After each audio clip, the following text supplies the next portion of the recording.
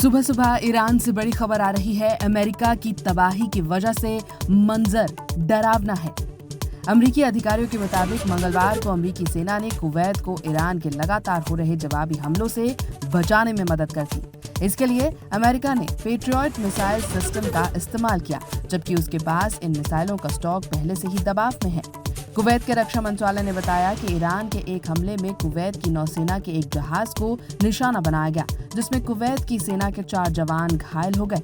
इस बीच अमरीकी सेना ने लगातार चौथे दिन ईरान के ठिकानों पर हमले किए। अमरीकी सेंट्रल कमांड के मुताबिक ये कार्रवाई जारी है। वहीं ईरान की सरकारी समाचार एजेंसी IRNA ने दावा किया कि बंदर अब्बास और सिरिक के पास कई जगहों पर हमले हुए हैं। अमेरिका ने ईरानी बंदरगाहों पर आने जाने वाले जहाजों की नेवल ब्लॉकेड भी दोबारा शुरू कर दी है। अमरीकी सेना के अनुसार ये नाकाबंदी भारतीय समय के मुताबिक रात में फिर लागू की गई। इससे पहले अप्रैल से जून के बीच भी अमेरिका ने ऐसी ही नाकाबंदी की थी। ईरान के विदेश मंत्रालय के प्रवक्ता इस्माइल बगई ने दावा किया कि दक्षिणी ईरान में अमरीकी हमलों में एक पाक रेंजर के परिवार के 3 लोगों की मौत हो गई। फॉक्स न्यूज को दिए गए इंटरव्यू में अमरीकी राष्ट्रपति डोनाल्ड ट्रंप ने चेतावनी दी कि अगर ईरान अगले हफ्ते बातचीत की मेज पर वापस नहीं आया तो अमेरिका उसके पुलों और बिजली संयंत्रों पर हमला कर देगा। हालांकि ट्रंप पहले भी ऐसी धमकियां दे चुके हैं और कई बार इन्हें बातचीत का दबाव बनाने की रणनीति के तौर पर इस्तेमाल किया गया।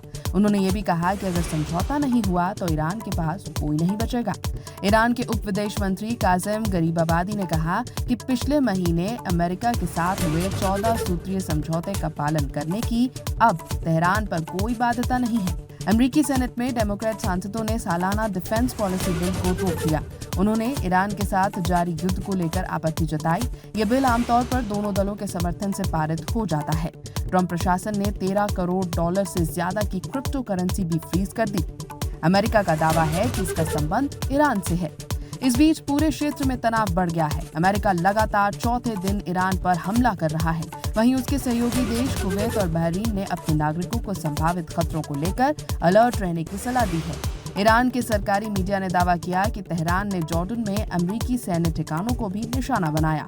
उधर ट्रंप ने पहले लिए गए फैसले को वापस ले लिया है। उन्होंने पहले कहा था कि स्ट्रेट ऑफ हॉर्मुज़ से गुजरने वाले कार्गो पर 20% रीइंबर्समेंट फी लगाया जाएगा, लेकिन अब ये फैसला वापस ले लिया गया है। इसकी जगह खाड़ी देशों के अमेरिका में निवेश को प्राथमिकता दी जाएगी। तो इस वक्त की बड़ी खबर कि अमेरिका का ईरान पर ताबड़तोड़ हमला चौथे दिन जारी है और सीज फायर तार हो चुका है।